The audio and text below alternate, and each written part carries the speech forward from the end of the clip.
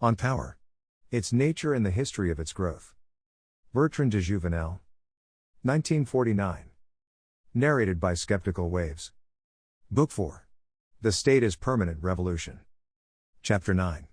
Power, Assailant of the Social Order. 1. Power's conflict with aristocracy and alliance with the common people. 2.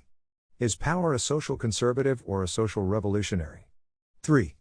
The troughs in the statocratic waves. 4. Power in the cell of the clan. 5. Power in the baronial cell. 6. Power in the capitalistic cell. 7. Zenith and dismemberment of the state. 8. The dynamism of politics. Power is authority and makes for more authority. It is force and makes for more force. Or, if a less metaphysical terminology is preferred, ambitious wills, drawn by the lure of power, expend unceasingly their energies in its behalf that they may bind society in an ever tighter grip and extract from it more of its resources. The process is not uninterrupted, but the checks and recoils which it receives have not prevented the advance of the state through the centuries, as is sufficiently proved by the history of taxation, the history of armies, the history of legislation, and the history of police forces. It is clear enough that the fraction of society's wealth appropriated by public authority is a growing one, as is the fraction of the population which it mobilizes. It regulates private activities more and more closely, and watches more and more narrowly those who are its subjects. The sight prompts two questions: what has made possible power's advance? And why has the advance been so little observed? Its success in achieving an ever further direction of individual activities, and in appropriating for itself an ever larger part of the strength subsisting in society, is not at first realized. Every increase of state authority must involve an immediate diminution of the liberty of each citizen. Every augmentation of the public wealth means an immediate lopping of the revenues of each. So obvious a danger should, one would think, have the effect of uniting all in an almost unanimous opposition, by which power's advance would be surely stayed. Why is it that the opposite happens and that we see power pursuing its triumphal way over all the pages of history? It had to remain largely invisible, and not to let alarm arise at its becoming an ever larger creditor for obedience and services. But that raises a further mystery. Why is it not clear as crystal to everyone that the private citizen is falling ever more deeply into the public authority's debt for those commodities? And what is the explanation of the fact that, right down to our own time, the movement of history has in general been interpreted as a progressive liberation of the individual?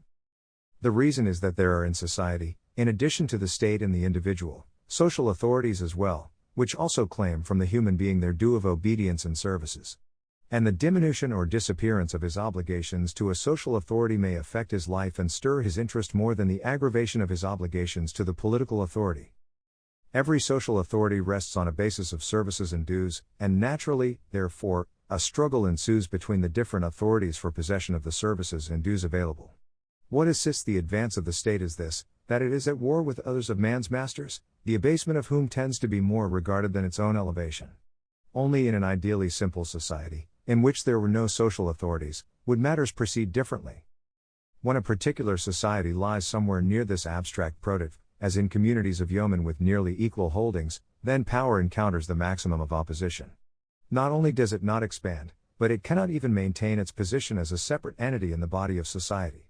It stays in, or returns to, the condition of being something open to all, and the members of society take turns in the function of command, the scope of which they are careful to guard from all accretion.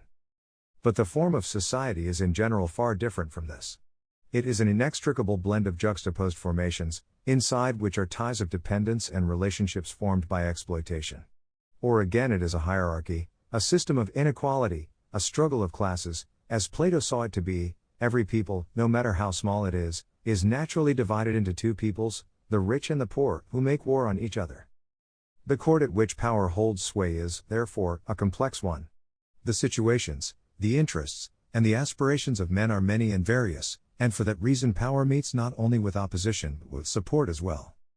Who are its supporters? Who its adversaries? 1.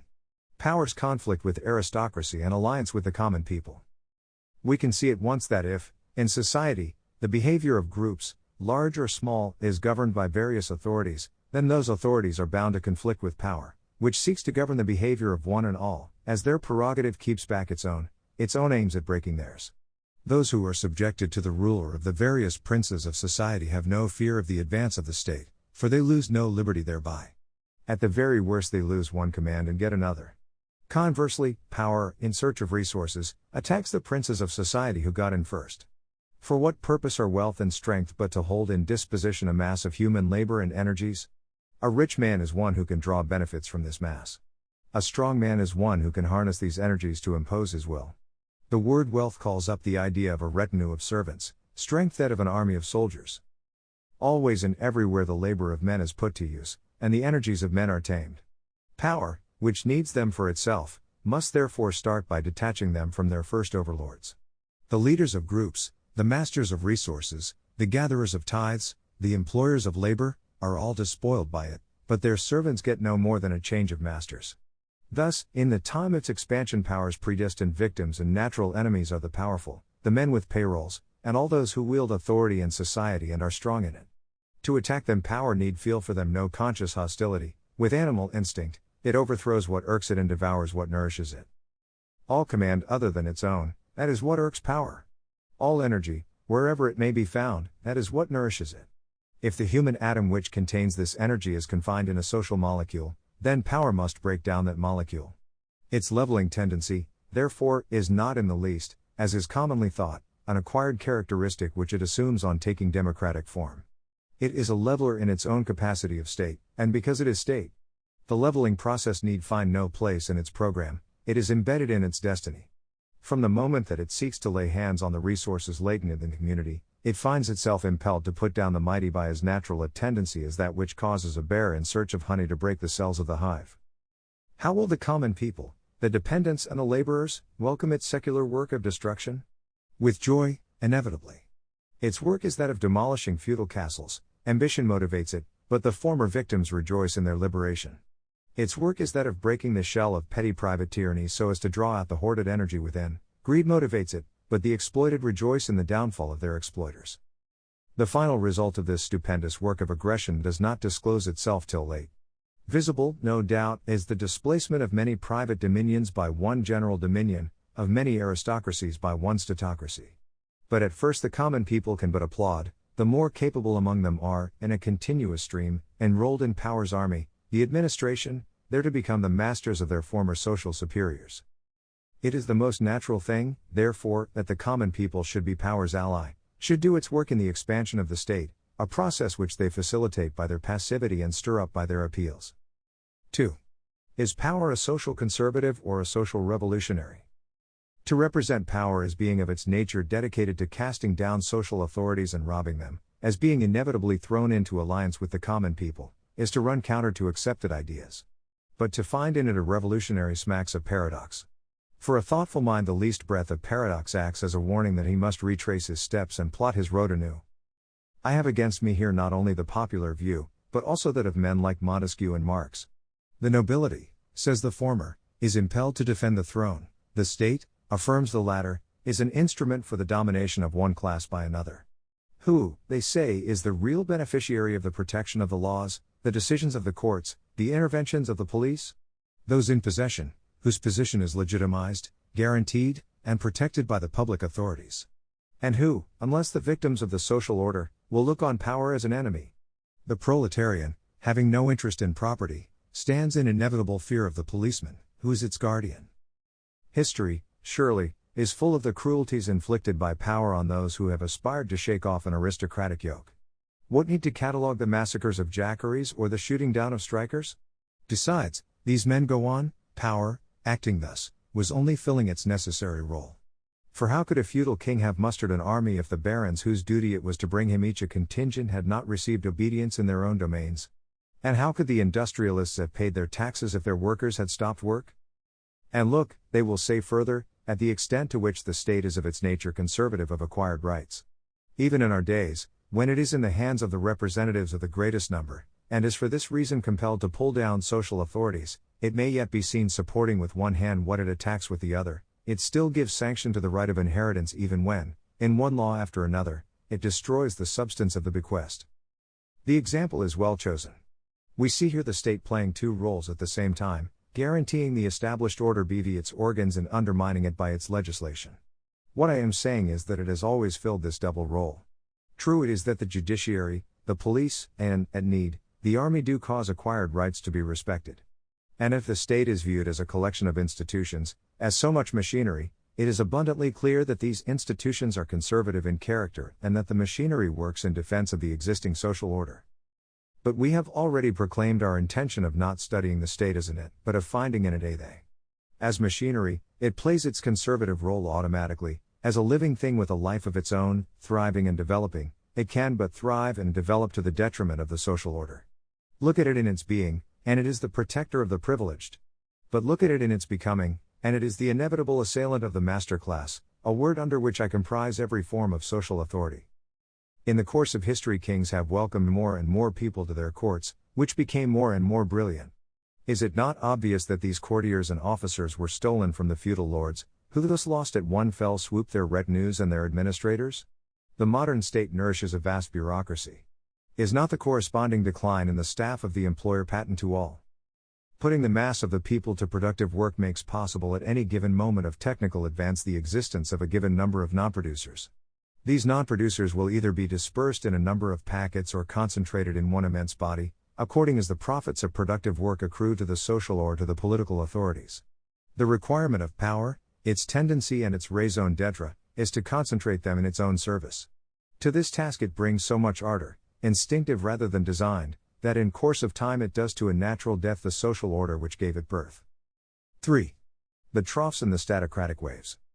This tendency is due not to the form taken by any particular state but to the inner essence of power, which is the inevitable assailant of the social authorities and sucks their very lifeblood. And the more vigorous a particular power is, the more virile it is in the role of vampire. When it falls into weak hands, which give aristocratic resistance the chance to organize itself, the state's revolutionary nature becomes for the time being effaced. This happens either because the forces of aristocracy opposed to the now enfeebled statocratic onslaught a barrier capable of checking it, or, more frequently, because they put a guard on their assailant. By laying hands on the apparatus which endangers them, they guarantee their own survival by installing themselves in the seat of government. This is exactly what did happen in the two epochs when the ideas of Montesquieu and Marx took shape. The counteroffensive of the social authorities cannot be understood unless it is realized that the process of destroying aristocracies goes hand in hand with a tendency in the opposite sense. The mighty are put down, if they are independent of the state, but simultaneously a statocracy is exalted, and the new statocrats do more than lay a collective hand on the social forces, they lay on them each his own hand. In this way they divert them from power and restore them again to society, in which thereafter the statocrats join forces, by reason of the similarity of their situations and interests, with the ancient aristocracies in retreat. Moreover, the statocratic acids, in so far as they break down the aristocratic molecules, do not make away with all the forces which they liberate. Part of them stays unappropriated, and furnishes new captains of society with the personnel necessary to the construction of new principates. In this way the fission of the feudal cell at the height of the Middle Ages released the labor on which the merchant drapers rose to wealth and political importance. So also in England, when the greed of Henry VIII had fallen on the ecclesiastical authorities to get from their wealth the wherewithal to carry out his policies, the greater part of the monastic spoils stuck to the fingers of hands which had been held out to receive them. These spoils founded the fortunes of the nascent English capitalism. In this way new hives are forever being built, in which lie hidden a new sort of energies. These will in time inspire the state to fresh orgies of covetousness. That is why the statocratic aggression seems never to reach its logical conclusion, the complete atoxinization of society, which should contain henceforward nothing but isolated individuals whom the state alone rules and exploits. Here, then, we see the general character of the action of power on society, and how the struggle of power for more power intervenes in the struggle of classes. It must be examined more closely. First, we shall illustrate by 3 examples the problem which is posed for power by the constitution of society in watertight autonomous cells. Next, we shall demonstrate what is the final objective of the statocratic offensive. Then, in another chapter, we shall present the statocratic offensive in action, throwing into relief the stages of its development, the factors which help it, the obstacles on which it stumbles, and the extraordinary exertions required of it to overcome those obstacles. 4. Power in the cell of the clan. The great societies which are called political do not, as Hobbes supposed, spring forth ready armed, leaving to power the subsequent task of establishing order in a crowd of individuals. On the contrary, they are the result of the coalescence, whether by violence or by consent, of smaller and much more ancient societies which are called, in the case of the Indo-European peoples, clans. Clans are coherent, Orderly formations, obeying their own authorities. All that the political authority need do, therefore, to superimpose itself on these primitive groups, is to establish cohesion and order between them. The city of Athens, says Fustel, must have borne a close resemblance to a federal state. The wider political association had not only left intact the internal constitution of each clan, it had not even modified it. This sort of huge family, while becoming an integral part of the city, still kept up its ancient cults, its customs, its laws, its festivals, its internal jurisdiction. It remained under the rule of its patrician chieftain, and continued to form a small monarchical state in which the rule of the city did not run. Even the murder of one member of a clan by another did not involve the intervention of power. It was the business of the responsible chieftain to punish the crime as he saw fit. The king's concern was only with murders in which the murderer and his victim belonged to two different groups. And even then his role was a pacificatory one.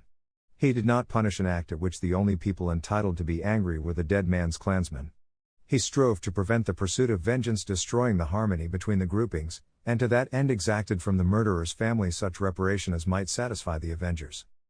Power of this kind, then, has business only with the heads of groups, between whom it arbitrates and to whom it gives commands. Its authority does not run within the group itself. 19th-century writers took for legend the revolution unleashed at Rome merely by the rape of Lucretia. But the event is not an improbable one, for, when Norway was at a similar stage of civilization, the king, who had made unwelcome intrusion into someone's home, found the hands of all the freemen raised against him. They sought to kill him, and on his escape forbade him ever to return to the country. In this shape power is little more than a sort of chairmanship exercised by the bravest, the richest, and the most respected chieftain over the others. Political society is but a congeries of social pyramids which touch only at their summits. The army, as may be seen in the Iliad, is no more than an assemblage of private contingents. In historical times, the gens Fabia may still be seen launching on its own a military expedition. The king is in consequence constrained to unceasing consultation with his peers, for they alone can supply him with the troops he needs. Must it not be a standing temptation to him to substitute for his mediatory authority an immediate one, to claim direct obedience from the members of the clan? But in that case he poaches on the preserves of the elders and comes into conflict with them. And by the same stroke of policy he becomes the ally of all those who seek to escape from the harsh rule of the patriarchate. To break the cadre of the clans is, therefore, of the first importance to kings. Their resistance is the reef on which kings are shipwrecked, but the power which succeeds them, although but a mandatory of the aristocracy of the clans, carries on the work of breaking the clans, because that work is essential to the development of power. That is why the classifications of the people, attributed to Solon and Servius Tullius, assume so capital an importance in Greek and Roman history. They mark the breakup of the natural groups, the members of which were now divided up into categories, to be in their individual capacities soldiers, taxpayers, and electors. Power's war with the cell of the clan is never over. It continued through all history. With admirable perspicacity Maine hung his exposition of the evolution of Roman law on the thread of the successive recoils of the patria potestas. In the beginning the legislator did not have to concern himself at all with the son, the daughter, and the slave, for these fell within the exclusive jurisdiction of the father. Step by step they all become subject to the law. The state had broken through into a world from which it was at first excluded, and had claimed as subject to its own jurisdiction those who had in former days been subjects of the father alone. 5. Power in the baronial cell. We have just been seeing political power concerned to break a clandom which preceded it in time. Let us now see how it behaves in regard to a clandom which is its contemporary. It may be said in effect, paraphrasing Shakespeare, monarchy and feudal aristocracy are two lions born on the same day. There was something of an act of piracy about the foundation of the European states. The Franks who conquered Gaul, the Normans who conquered England and Sicily, and even the Crusaders who went to Palestine, all behaved like bands of adventurers dividing the spoil. What was there to divide? First of all, the ready cash. Afterwards there were the lands, no deserts, these, but furnished with men whose labor was to maintain the victor. To every man, then, his share in the prize. And there we have the man-at-arms turned baron. This is shown by the evolution of the word baro, which in Germany meant freeman, and in Gaul denoted the name of the class. There remains for seizure the apparatus of state, where there is one, naturally it is the share of the chief. But when a barbarian like Clovis found himself confronted with the administrative machine of the late empire, he did not understand it. All he saw in it was a system of suction pumps bringing him in a steady flow of riches on which he made merry, with no thought for the public services for which these resources were intended. In the result, Then, he divided up among his foremost companions the treasure of the state, whether in the form of lands or fiscal revenues. In this way civilized government was gradually brought to ruin, and Gaul of the 9th and 10th centuries was reduced to the same condition as that in which William of Normandy was to find the England of the 11th. There was imposed the system of barbarian government known as government by retainers. Let Charlemagne use as the point C-tapis of power the influential men who were already on the spot, or let William create his own influential men by a share out of big fiefs in England, it was all one. The important thing to note is that the central authority appoints as its representatives in a given district either the chief proprietors of the soil who are there already or those whom it sets up in their place. By a slant common to the barbarian mind, or rather by an inclination which is natural to all men but in barbarians encounters no opposing principle, these influential men soon confound their function with their property, and exercise the former as though it were the latter. Each little local tyrant then becomes legislator, judge, and administrator of a more or less extensive principality, and on the tribute paid by it he lives, along with his servants and his men-at-arms. Power thus expelled soon returns, however, under the spur of its requirements. The resources at its disposal are absurdly out of proportion to the area which depends on it and to the population which calls it sovereign. The reason is that the manpower has been taken over by the barons. What was in other days a tax is now a feudal due. The only way out is to rob the baronial cell of its withheld resources. That is why monarchy establishes townships on the confines of the baronial lands. They act as cupping glasses, drawing away the best elements in the population. In that way the barons will get fewer villains and then the king more bourgeoisie, who will be grateful for the franchises conferred on them and will help the king in his necessities from their purses. For this reason, again, the monarchy, through its lawyers, comes between the barons and their subjects. The purpose is to compel the former to limit themselves to the dues which are customary and to abstain from arbitrary taxation. In this way the monarch curbs the exactions of the barons with one hand, but with the other serves his own turn. His demands for grants and aid become more and more frequent, that is to say that, instead of subsisting solely on the workers who are directly subject to him, he lives more and more on those who are subject to the barons. The memoranda of the States General are full at one and the same time both of requests to the king that he curb the exactions of the barons and of protests against the progressive extension of his own exactions. No doubt the attitude of power grows more and more protective, but the reason is that power gets greedier and greedier. Its battle with the feudal cell is essentially that of a creditor with a second charge who tries in every way to release the debtor from a debt which is in front of his own. The motive is not generosity but the desire to have his own debt served. We cannot but admire the ways, hidden even from itself, in which power attains its ends.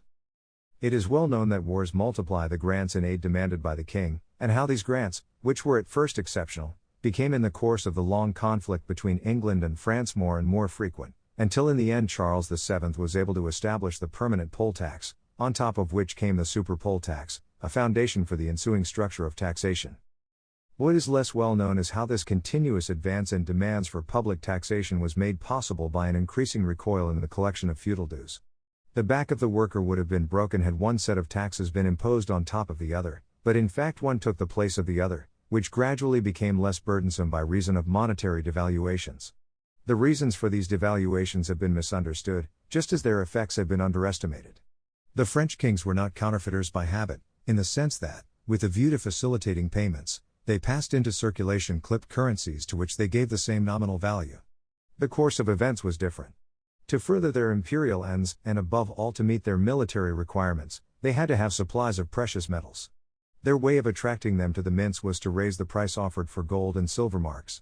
In that way there was an inflow of gold and silver, but, as the price of the mark in pounds had risen, and in order not to incur a loss by the transaction, they had to mint and put into circulation additional pieces with a higher nominal value. That is the real way in which devaluations operate. Their rhythm follows that of the state's requirements. An aristocracy lives on the fixed dues paid it by the peasantry, therefore the effect of each devaluation was to impoverish it and enrich the peasantry. In the course of 4 centuries the silver content of the pound fell progressively to an 1/18 of what it had been before the 100 Years' War. It is easy to see what inroads this single cause made in the baronial revenues. No doubt the feudal lord was able to compensate the attenuation of his revenues by raising the dues payable, so long as he was the absolute master of the men under his jurisdiction. But at first the meaning of the phenomenon escaped him. And when at last he did try to make adjustments, the king's courts had already become powerful enough to prevent him. The result was that, at the time that the monarchy ended, the notables, though their estates were enormous, were drawing from them relatively small revenues and had been reduced to begging for pensions. In this way, power, even where it has no such intention, merely by the slant given to it by its nature, puts down the mighty and frees those who were subject to them. By closing the door on one form of exploitation, it opens it to its own. 6. Power in the capitalistic cell. If the aristocracy of the clans preceded the city-state of old, and if the feudal aristocracy was the twin brother of the Gothic type of monarchy, the capitalist aristocracy came after the birth of the modern state. It grew in its shadow and may fairly be called its child. But its parent chases it with an appetite worthy of old Saturn. By forcing men out of the closed formations of which they are in the beginning integral parts, power creates the essential condition of a mercantile economy. They are now entered on the roll in both columns, as producers and consumers. So long as power is fighting its battle with the notables, who keep men in the fetters of a personal dependence on themselves, it views with favor the rise of a class of rich, who seem to it to derogate nothing from its own authority, being as they are without a subject group which takes its law from them and disregards that of the state. That is the reason why the celebrated classifications of Servius Tullius and Solon, conceived as a means of putting down the aristocracy of the clans, had the effect of exalting the rich. The kings, who are the most set on destroying the feudal baronies, are also the best friends of the merchants, the bankers, and the master manufacturers. A shipowner is not the chieftain of a gang of sailors whom he abstracts from power's clutch, but rather an employer of labor who, on the contrary, makes them available to power when the time comes for it to require them. In this way is explained the favor shown by Francis I, to take one instance, towards Angot.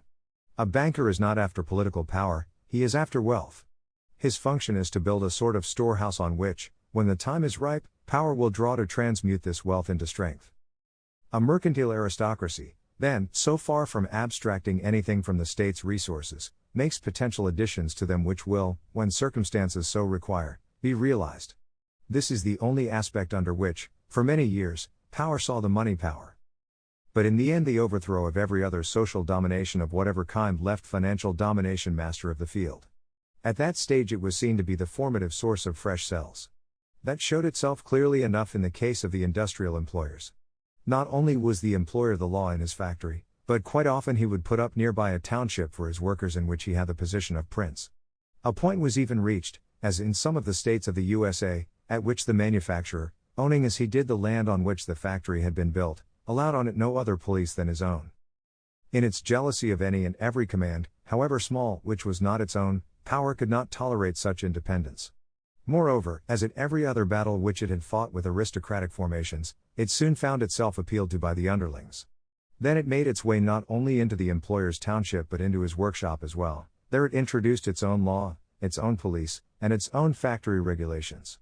If its earlier aggressions against closed aristocratic formations were not our old friends, we might be tempted to see in this one nothing more than a result of the popular character of the modern state, and of socialist ideas. These factors played, no doubt, their part, but no more was needed than that power should be itself, a thing naturally tending to shut out the intervention of all other authorities. The financial cell is less visible to the eye than the industrial cell.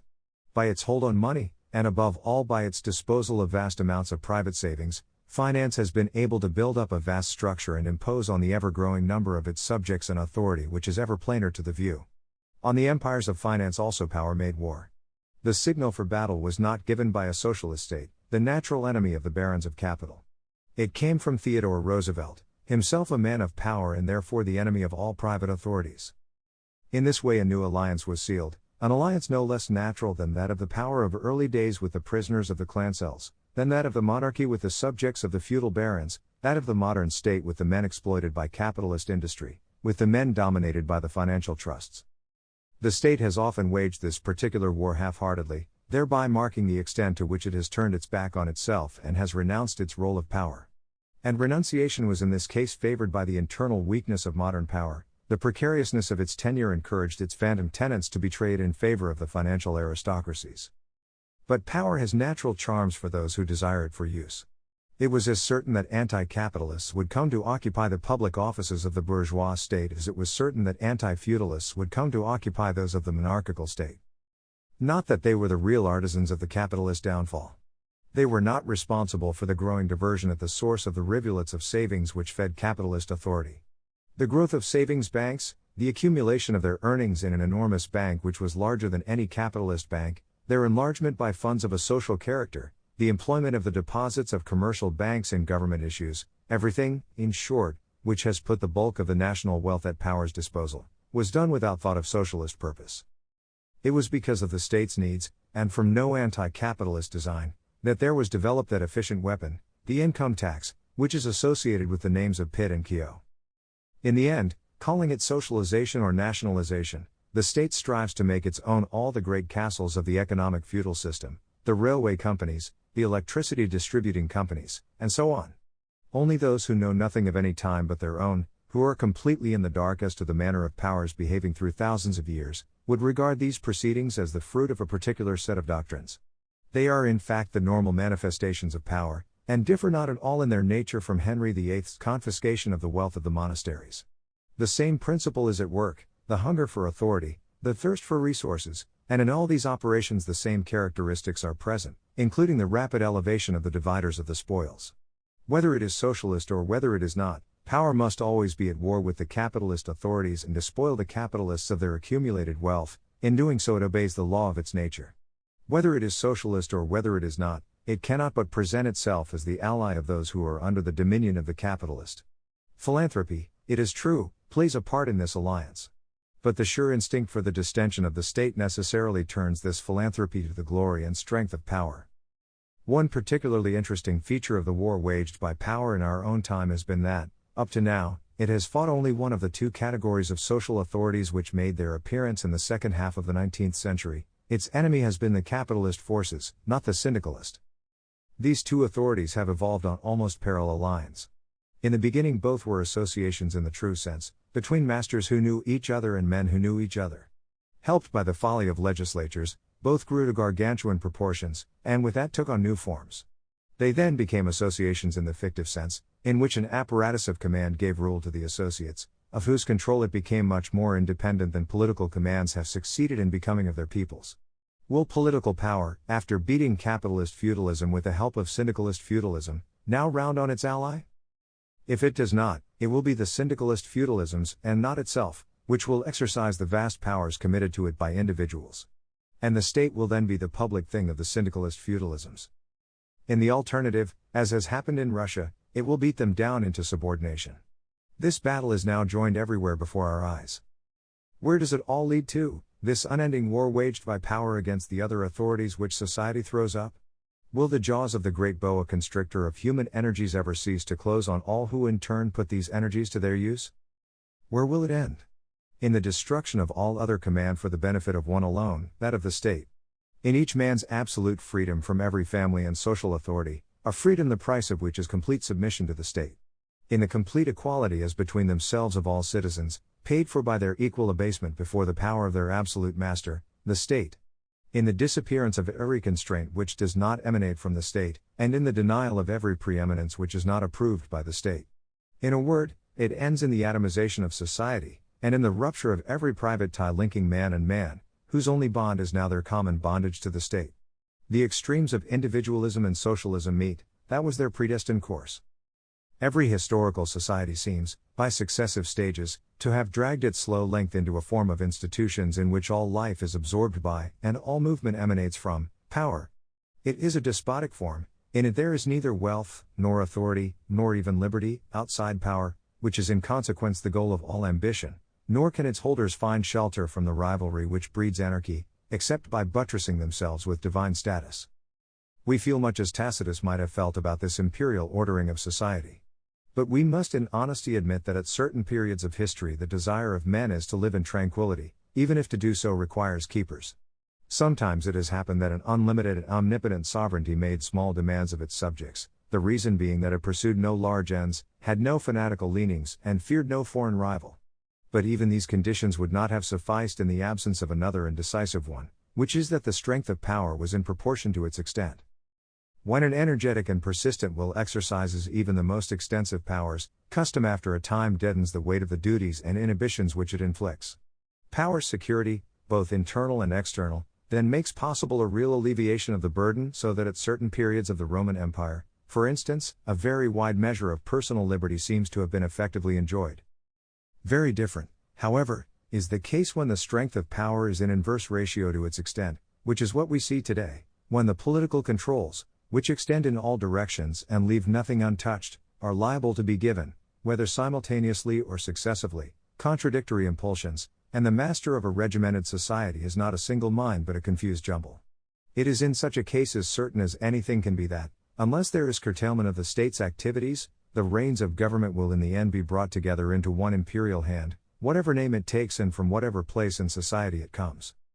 What, then, will an egalitarian society, in which the high command no longer resembles an excited crowd, look like? The ancient Egyptian empire, which Jacques Perrin has strikingly depicted, may give us some idea. In an individualist society in which no family or social group exists, every public duty is performed exclusively by the state. First among them is that of assuring external security. To guarantee it, the state disposes of an up-to-date military organization, which is distinct from the civil authorities and of which the king is the supreme head. The army is divided into tactical units which are placed under the command of regular officers. It is equipped, victualled and supplied by a commissariat service. The fleet, composed of large ships, is built in the shipyards of the state. The frontier forts are built by the military labor corps. In addition, the army is formed out of recruits, and the only security the nation knows is that which it gets itself by supporting the burden of military service imposed on it by the state. Internal peace is assured by the judicial body, which holds pride of place among all the administrative bodies. All justice emanates from the king, in whose name the various courts of first instance and appeal pronounce their judgments. The litigants may, it is true, resort to arbitration, which, however, derives all validity and authority from the assurance that the state will execute its awards. The social life, whose external and internal security is assured by the army and the judicial body respectively, rests on the service of the civil departments, which give to each and preserve for each his place in society, of the land survey, which is the foundation of all property rights, and of the registry of documents, which, by transcribing all conveyances and contracts, can assure it need respect for the pledged word and guarantee to each the free disposal of his own goods and rights. The economic life largely depends on the service of the inland waterways. The ever more powerful state is ever more lavishly housed by the Public Works Administration. The coordination of the various departments is the work of the Chancery. The offices of all these various services are spread over the country. In all parts of it, officials of all grades write minutes on papyrus rolls, which are then collected and filed in the state archives. In this way, the administration makes itself not only the foundation but the very condition of existence in this individualist society. That society owes life itself to the supremacy of a state which guards, but, for that very reason, encroaches further and further. And so, in the act of developing, the administration fastens closer and closer the grip of the state and multiplies incessantly the number and importance of its services and officials. All these functions must be paid for. The state, it is true, possesses vast estates with enormous revenues. But the charges which it has to meet grow unceasingly. Not only does the administration itself cost more and more, but the growing authority of the state increases continually the prestige of the king, who, now canonized not only into a god but into the God of gods, surrounds himself with a court the measure of whose luxury calls for an ever more numerous retinue of priests, courtiers, employees and servants. Thus the requirements of the state come to exceed by far the revenues of its estates. Recourse is then had to taxation. The civil departments, the land survey, the registry of documents, thanks to which each single Egyptian is secured in his property and in his rights, have the further effect of giving the state a very good idea of what each possesses and of levying taxation on it accordingly. The administration of the finances and the taxation service then assumes an importance second to none, for, if Egyptian society, from the 3rd to the 5th dynasty, is viable only by reason of its competent and complicated administrative machine, that machine itself lives only on the strength of the taxation yield. So that the fiscal weapon is seen as an essential feature of the Egyptian empire under the 4th dynasty. All Egyptians are equal before the law, but this equality of theirs levels them all into an equal subservience to a more and more omnipotent state as represented in the king. 7. Zenith and dismemberment of the state. There we see where the development of the state leads. The social hierarchy is in ruins, the individual members are like peas shelled from their pods and form a numerical whole composed of equal elements. The state is the beginning and end of organization, it must apply itself to the task with the highest degree of authority and attention to detail. But is that to say that there are now no longer any privileged persons? There are indeed, but as regards the state they are no longer privileged as men preceding its authority. They hold their privileges in and from the state. The cultus of the king, established as it was to assure the supremacy of the sovereign and to exalt him far above those ancient local cults to which in former times the territorial nobility had owed its power and its prestige, undoubtedly played a large part in destroying this ancient nobility. Simultaneously, however, it brought to birth in the heart of the services of the crown a new and non-hereditary nobility which, though owing everything to the king, was bound little by little to raise up against his authority a new social force of considerable strength. Bureaucratic omnipotence tends naturally to convert the holders of key positions in the vast administrative machine into a new variety of notables and nobles. So it happened in the later Roman Empire. The aristocratic families had been ground to powder by taxation. Those, on the other hand, often the freedmen of subject races, who occupied strategic positions in the wealth-absorbing machine, got from it immense fortunes not unmixed with personal regard. On this subject Rostovtsev says, "The reforms of Diocletian and Constantine, by implementing a policy of systematic spoliation to the profit of the state, made all productive activity impossible. The reason is, not that there were no more large fortunes, on the contrary, their build-up was made easier. But the foundation of their build-up was now no longer creative energy, or the discovery and bringing into use of new sources of wealth, or the improvement and development of husbandry, industry and commerce. It was, on the contrary, the cunning exploitation of a privileged position in the state, used to despoil people and state alike. The officials, great and small, got rich by way of fraud and corruption. We may be sure that this new race of barons will try to make their own the offices which bring them such advantages and to assure their transmission to their descendants. It will be the feudal system over again. Conqueror though it is of the aristocracy which took shape in society, the state will in the end be dismembered by the statocracy which it itself has borne. The beneficiaries of the state leave it, taking with them a veritable dowry of wealth and authority, leaving the state impoverished and powerless. Then it becomes the turn of the state to break down these new social molecules, containing as they do the human energies which it needs. And so the process of the state's expansion starts all over again. Such is the spectacle which history presents to us. Now we see an aggressive state pulling down what other authorities have built up. Now we see an omnipotent and distended state bursting like a ripe spore and releasing from its midst a new feudalism which robs it of its substance. 8. The dynamism of politics. Has this process of everlasting weaving and undoing no term or purpose? Apparently not. It is this making and unmaking of the state that gives social life its rhythm. We do not demand of a chemist who has just described to us a chemical reaction that he should pass on it a judgment of value. Why, then, should the political analyst be expected to hold up one phase of this unending transformation seen as progress and another as decadence? All that can be said is that contemporaries get the feeling of progress right through the period in which the state is building up, a feeling comparable to the sense of well-being which in an economic cycle accompanies the period of high prices. When the process nears its apogee, the more sensitive spirits are assailed by feelings of doubt and dizziness. It begins to be seen that this perfection of equality and this carefulness of organization are a work of men's hands and stand against the blasts of natural laws only by a conscious effort of will, and that, on the first sign of slackening in the rulers, or at the first shock from the outer world, nuclei of resistance form among the powerless. Then the question is heard again whether the egalitarian society, which is the handiwork of the despotic state, is more or less advantageous to the mass of the workers than a society of independent authorities. The question does not admit of an exact answer. For the condition of a man who is bound in shackles, whether they are those of a state or of an employer, turns much less on the nature of his particular master than on the degree of rivalry subsisting among all the masters. The condition of the Lancashire families engaged in the cotton industry at the time of intense rivalry for the world market was a miserable one. Those workers would have had everything to gain by entering the service of a state which was pacific.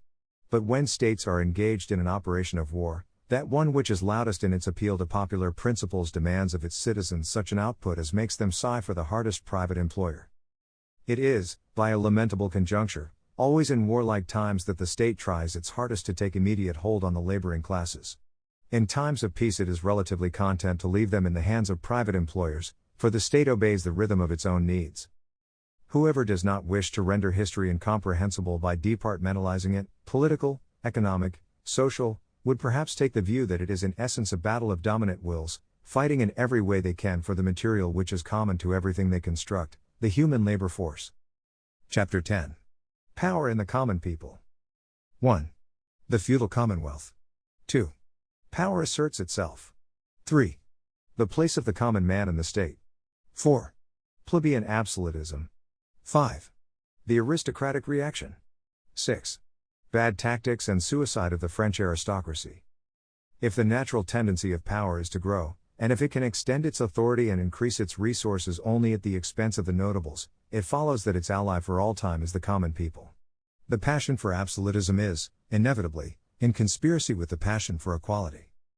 History is one continuous proof of this. Sometimes, however, as if to clarify this secular process, she concentrates it into a one-act play, such as that of the Doge Marino Falieri. So independent of the Doge were the Venetian nobility that Michel Steno could insult the Doge's wife and escape with a punishment which was so derisory as to double the insult. Indeed, so far above the people's heads was this nobility that Bertuccio Nitarello, a plebeian, was unable, in spite of his naval exploits, to obtain satisfaction for a box on the ear given him by Giovanni Dandolo. According to the accepted story, Bertuccio came to the Doge and showed him the wound in his cheek from the patrician's ring. Shaming the Doge out of his inactivity, he said to him, "Let us join forces to destroy this aristocratic authority which thus perpetuates the abasement of my people and limits so narrowly your power." The annihilation of the nobility would give to each what he wanted, to the common people equality, to power absolutism. The attempt of Marino Falieri failed and he was put to death. A like fate befell Jan van Barneveld, whose case was the exact converse. In the history of the Netherlands we come across this same conflict between a prince wishing to increase his authority, in this case the stadtholder of the House of Orange, and social authorities standing in his way, in this case the rich merchants and shipowners of Holland. William, commander-in-chief throughout 30 difficult and glorious years, was nearing the crown, and had already refused it once, as did Caesar and Cromwell, when he was struck down by the hand of the assassin. Prince Maurice inherited his father's prestige, added to it by victories of his own, and seemed about to reach the goal, when Barneveld, having organized secretly a patrician opposition, put an end to Maurice's ambitions by putting an end, through the conclusion of peace, to victories which were proving dangerous to the republic. What did Maurice do then? He allied himself with the most ignorant of the preachers, who were, through their fierce intolerance, the aptest to excite the passions of the lower orders. Thanks to their efforts, he unleashed the mob at Barneveld and cut off his head. This intervention by the common people enabled Maurice to execute the leader of the opposition to his own increasing power.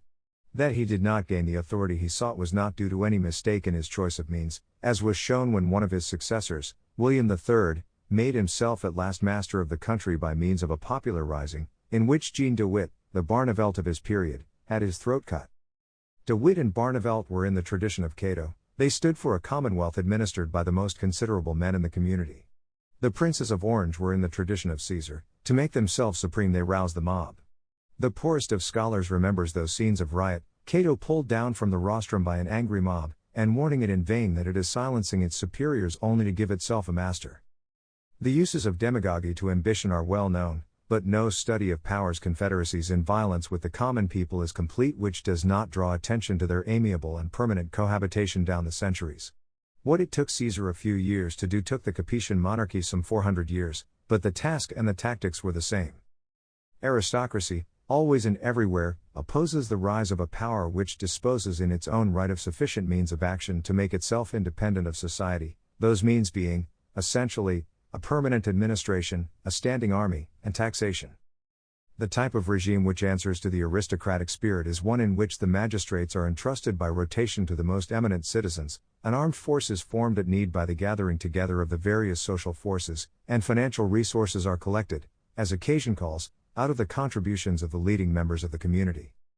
The more concentrated and urban an aristocracy is, and the more tightly knit its common interests, the more effective will such a system be. The more spread out and landed it is, and the more divided in interest, the less effective will it be. In a constitution such as this lay the strength of Athens at the time of the Persian Wars, and that of Rome at the time of the Punic Wars, but in it, too, lay the weakness of Germany in the Renaissance. Always and everywhere a concrete power tends to form in the midst of these aristocratic republics. Its success is measured by the build-up of its bureaucratic, military, and financial agencies. The cooperation of the common people is the stay of its advance, its victim is the aristocracy. To this the history of France bears striking testimony. 1. The feudal commonwealth. Was it really power that Hugh Capet got in AD 987? It was much more like the presidency of a loosely knit aristocratic republic or, to speak more accurately still, of a federation of barons. It is common knowledge that a long line of our kings took their most important political decisions only when they were sitting at court with their peers and that the same procedure marked the giving of judicial decisions. It would be a mistake to think that the monarch merely asked for the peers' advice. This customary procedure was a reflection of the social constitution. To bring into being any public body of force meant a bringing together of numerous private forces, the result being that nothing could be undertaken without the consent of those to whom those forces belonged. What use would it have been to the king to decide on a war if the barons had not mustered their contingents? What use to condemn a notable if his peers were certain to refuse to cooperate in the execution of the sentence? The king's court of those days corresponded to the board of directors of ours. Its purpose was to handle matters which were within the competence of the Commonwealth but not of one man. The weakness of power of this kind was due to a process of decomposition which has been fully studied.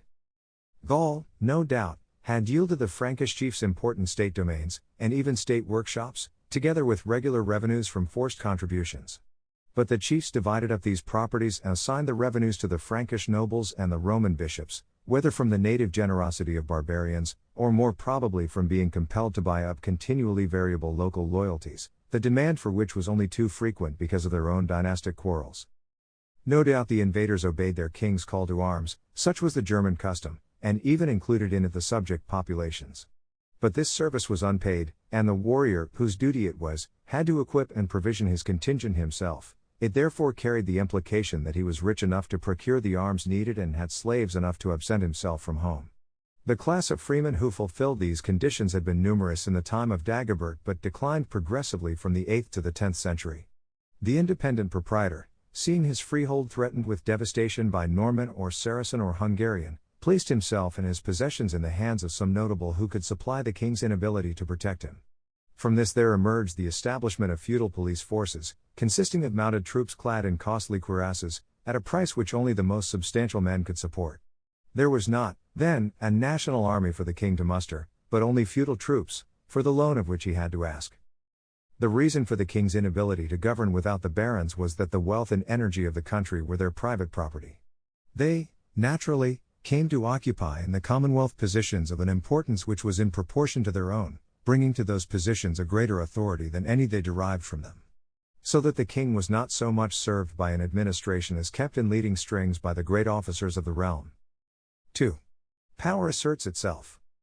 Power emerged from this primitive state of impotence by continuous and successive stages, for the organs lent it by the social authorities it substituted its own.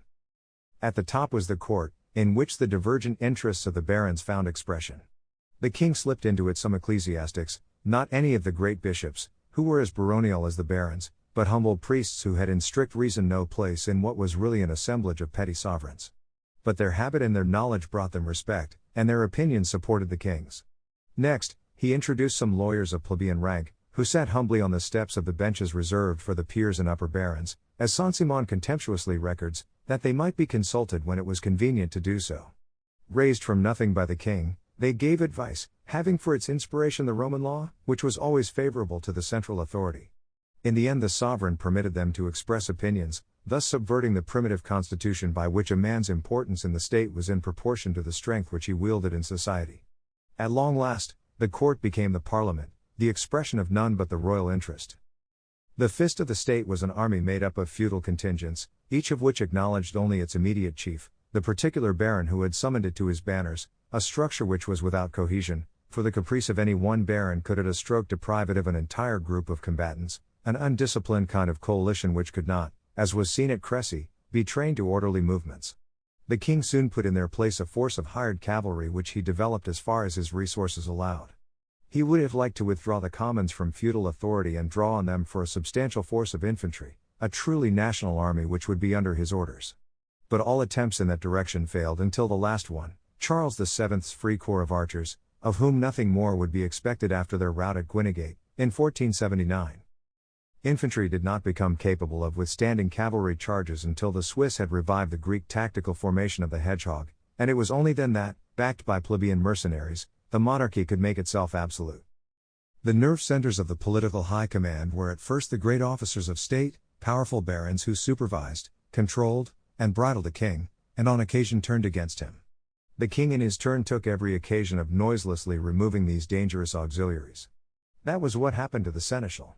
This officer of state was charged with the oversight of the king's table, and, when that was served, with victualling the king's men-at-arms. This meant that it was he who also led them to battle and was their military commander. But, Besides that, since the provisioning of the court fell in those days on the provosts who administered the royal estates, the seneschal, as was natural, controlled the provosts and superintended the estates. When functions of this character had been concentrated in the hands of a baron who was already powerful in his own right, anything might be feared. It took a palace revolution to bring about the fall of Etienne de Gerland in 1127, and Philip Augustus did away with the office in 1191. Later, however, the constable, who carried the king's sword, was to prove, as is shown by the Constable de Bourbon's treason, no less dangerous. It was in the military sphere that the monarchy let itself be served longest by the great barons. In all others it may be seen having systematic recourse to plebeian servants. What could be more essential to the royal authority than finance? And how could its management possibly be left to a powerful baron, such as the chamberlain, whose key denotes that the safe is in his keeping? For that reason the sovereign took for the effective administration of his revenues humble ecclesiastics and mere bourgeoisie. Borelli de Serre has given us the names of these officials from the time of Philip the Fair in the late 13th and early 14th centuries. All of them are men of humble rank. There we see it: plebeian councillors, plebeian soldiers, plebeian officials. These are the instruments of a power which seeks, more or less consciously, to make itself absolute. 3. The place of the common man in the state. In popular imagination, a monarchy keeps its employments for the nobles and excludes from them the common people. In fact, the exact opposite happens. It endures the services of the great only so far as it stays under aristocratic tutelage, but it calls on the services of the common people so far as it aims at becoming absolute. The most total power that Europe in the days of the Ancien regime ever knew was that of the Ottoman Turks. And where, if you please, did their Grand Seigneur find his most faithful soldiers and his surest servants? Not among the Turkish nobility, the companions of his conquests, of whose pride and turbulence he went in fear. He recruited his janissaries among the subject Christian races. To them, too, he went for his administrators, and even for his Grand Vizier. In this way he raised above the natural aristocracy a statocracy composed of men who had nothing and owed him everything. Our French kings moved on the same road. Some of them moved consciously, as in the case of Louis XI, 1461–1483, who is shown us by Comines as being the natural friend of the middle class and the enemy of the great who could do without him. The other kings followed instinctively the same course. The natural requirements of power made the fortunes of the common people. All those little people, whom Dupont Ferrier shows us staffing the Treasury Court and the Taxes Court, no sooner found their niche in the state than they set about advancing their own fortunes along with their employers. At whose expense? The aristocrats. With a boldness born of obscurity they encroached progressively on the taxing rights of the barons and transferred to the royal treasury the incomes of the great. As their invasions grew, the financial machine grew larger and more complicated. That there might be new posts for their relations, they discovered new duties, so that whole families came to take their ease in a bureaucracy which grew continually in numbers and authority. Again, as more and more taxes were demanded from the people of the realm, the middle-class officials of the taxes court took the chance presented to secure the elevation of their provincial colleagues. Assessment and collection were at first entrusted to men chosen by the taxpayers, but these officials soon came to be appointed by the administration and continued in office from one tax to the next, spawning the while a whole hierarchy of underlings, deputies, clerks, registrars. So it was that everywhere the service of the state became the road to distinction, advancement, and authority for the common people. The judicial world went the way of the financial. The poor bachelors of law who were summoned to the king's court steadily pushed the barons out of it, gained assurance, put on a periwig, became the parliament, and forced their way by degrees even into the baronial estates. This last they did by setting up as judges between the baron and his followers, in other words, by robbing him of his authority. What a sight it is, this rise of the clerks, this swarming of busy bees who gradually devour the feudal splendor and leave it with nothing but its pomp and titles.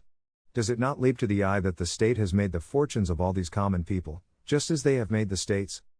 They are bound by a passionate attachment to the offices the possession of which transforms their lives. When the king was mad and the dauphin imbecile, and the Duke of Burgundy, flown with pride and popularity, had given Paris over to anarchy and butchery, it was Jean Jouvenel, king's advocate, who, all alone, vindicated and retrieved the laws of the state. Their love of office, though essentially conservative, has its aggressive side. In putting down the mighty they not only serve the state, they take their revenge at the same time. There are, as it happens, certain aristocratic interests which are also the interests of society.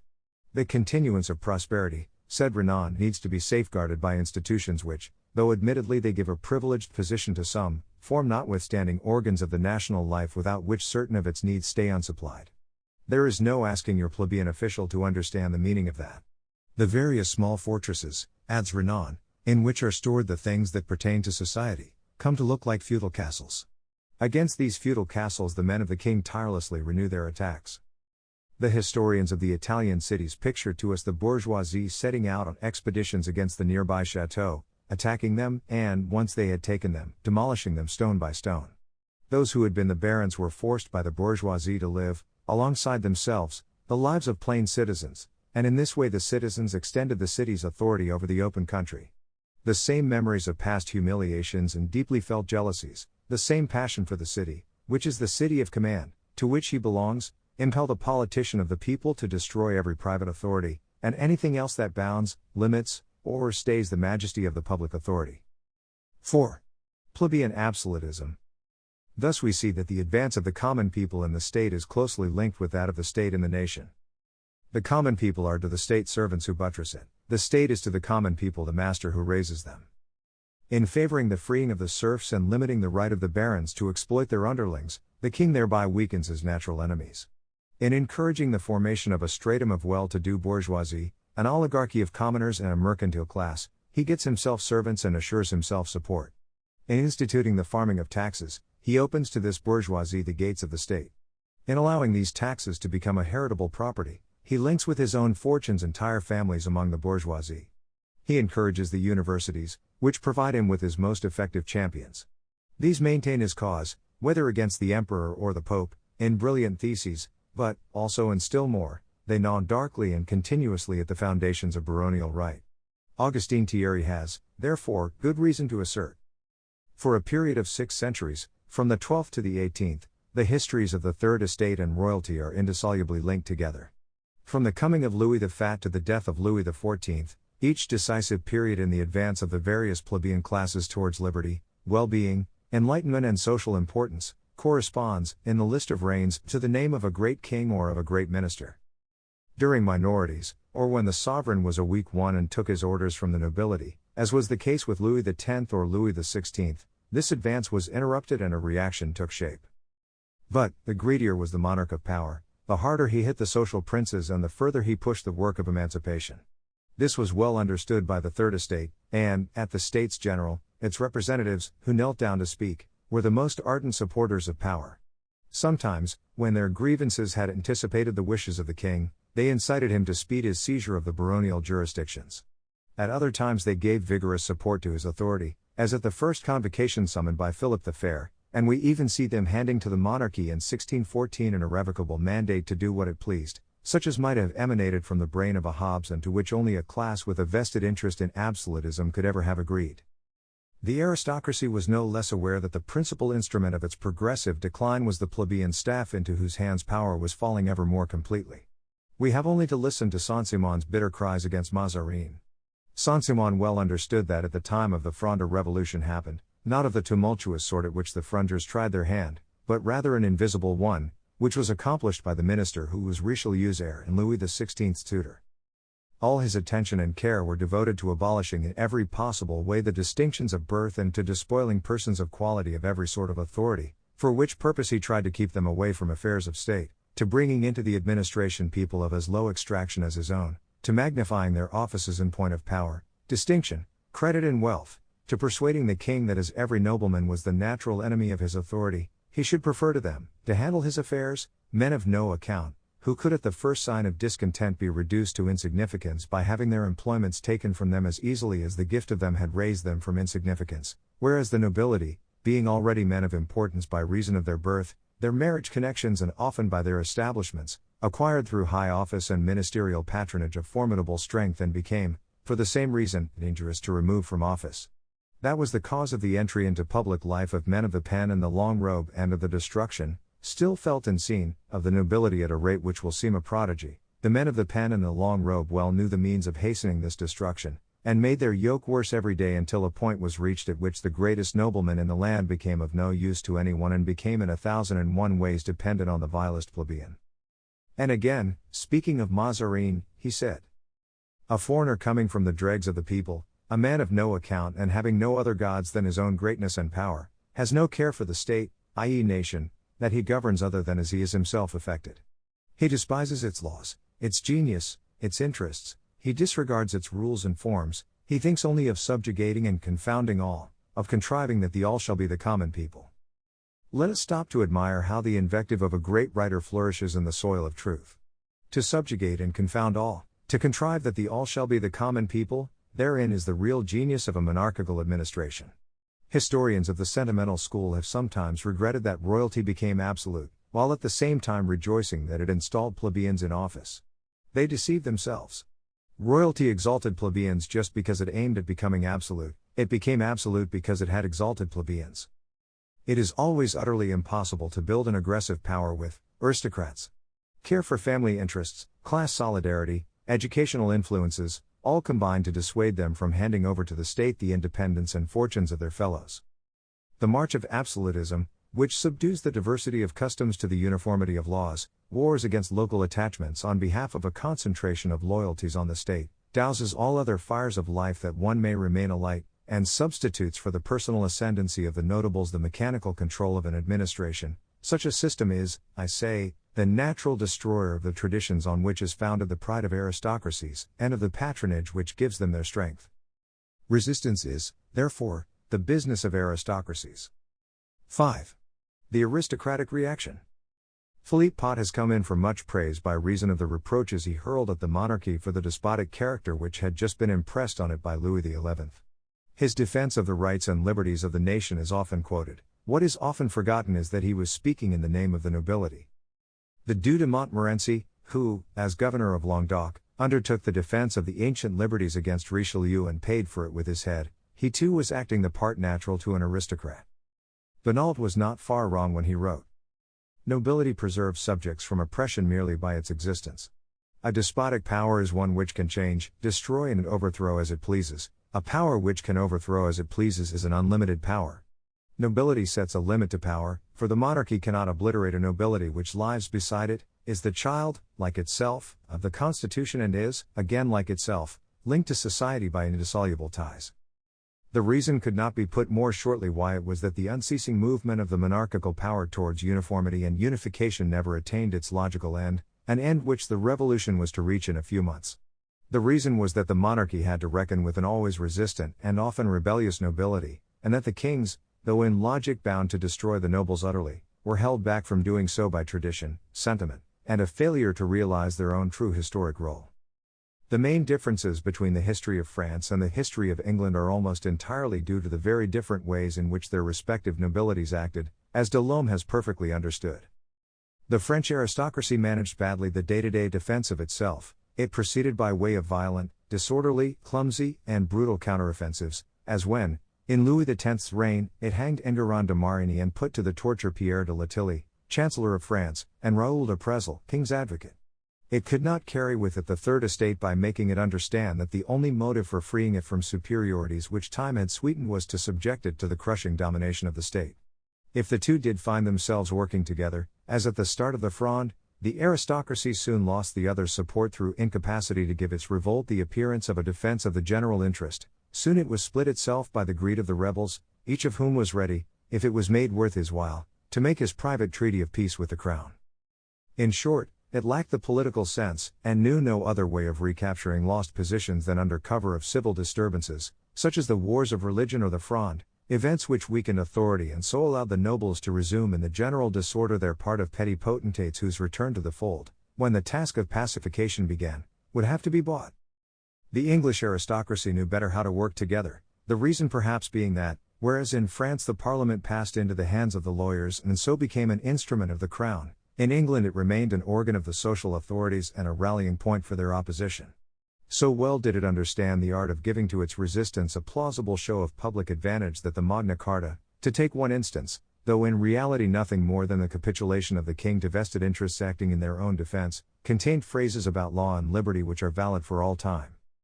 Whereas the French nobles got themselves known to the people as petty tyrants, often more unruly and exacting than a great one would be, the English nobles managed to convey to the yeoman class of free proprietors the feeling that they too were aristocrats on a small scale, with interests to defend in common with the nobles. This island English aristocracy achieved its masterstroke in 1689. With Harrington rather than John Locke for inspiration, it riveted on the power given the king whom it had brought from overseas limits so cleverly contrived that they were to last a long time. The essential instrument of power is the army. An article of the Bill of Rights made standing armies illegal, and the Mutiny Act sanctioned courts martial and imposed military discipline for the space of only a year. In this way the government was compelled to summon Parliament every year to bring the army to life again, as it were, when it was on the verge of legal dissolution. Hence the fact that, even today, there are the Royal Navy and the Royal Air Force, but not the Royal Army. In this way the tradition of the Army's dependence on Parliament is preserved. Under the Stuart King's Parliament was summoned at irregular intervals and always voted subsidies for several years, sometimes indeed for the entire period of the reign. It continued to grant William III the right to collect the customs dues for the term of his life, but annual meetings of Parliament were needed to vote the annual supplies. Thus not only the army but the civil administration too were made dependent on the consent of Parliament, in other words, of the aristocracy of whom it was composed. De Lome rightly discerned in this the foundation of English liberty. The right, possessed by the English, of deciding themselves what taxes they will pay seems to be generally regarded as a guarantee of private property against the pretensions of the Crown, but to look at it so is to ignore the best and most important part of this privilege. The right which the English possess of measuring out the subsidies to the Crown is in fact the safeguard of all their liberties, civil and religious. It is an infallible method of securing that they retain the right of passing judgment on the conduct of the executive. It is the rein by which the executive is held in check. The sovereign can, no doubt, dismiss at pleasure the representatives of the people, but he cannot govern without them.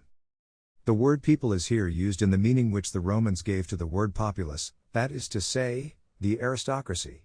At that time the aristocracy had a monopoly, which they were to retain until 1832, of seats in Parliament. Already, in 1689, not all the blood of the aristocracy was blue. Men who had done well out of the Cromwellian confiscations, substantial merchants of the East India Company who had bought land cheap, Restoration wire pullers, formed between them a high proportion of the whole. There was to be no pause in the flow of recruits to the aristocracy from big business. It was in essence a class of large landowners. The restrictions which it laid on power are pregnant with historical consequence. The king, lacking the right of taxation, was led to borrow, the lending class had seats in Parliament and watched over the administration of the debt. From this cause the public credit was born in England 120 years before anything worthy of the name appeared in France. It was to have striking political results. The English aristocracy, perhaps because of the nabob's infiltration into it, was so well in control of economic phenomena that it stopped dead every attempt at monetary devaluation, thereby assuring the stability of its income in terms of goods, and in the 18th century even raising its value, thanks to the downward movement of prices during that period. Thus armed with power and wealth, the British aristocracy was, under the Hanoverian kings, to be the true master of the state. When at a much later date democracy raised its head, it was to find in England a power quite surrounded by a network of aristocratic defences, whereas in France it seized at a stroke a power which was an unrestricted monarchy. This fact explains the difference between the two democracies. 6. Bad tactics and suicide of the French aristocracy.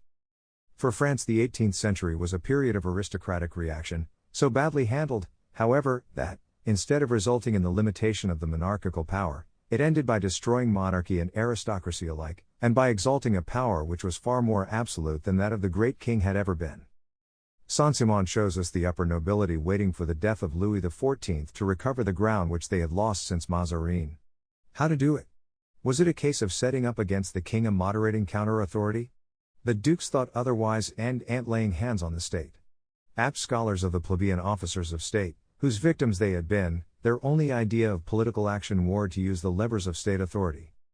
My plan, says Saint-Simon, was to start installing in the ministry nobles with all the dignity and authority that belonged to them, thereby displacing the clerks and the lawyers. I planned to manage things prudendi and gradually and empirically, so that bit by bit this rabble should lose all its posts which were not of a purely judicial character and be replaced in all its offices by seigneurs and nobles only. In this way the entire field of administration would have come under the nobility.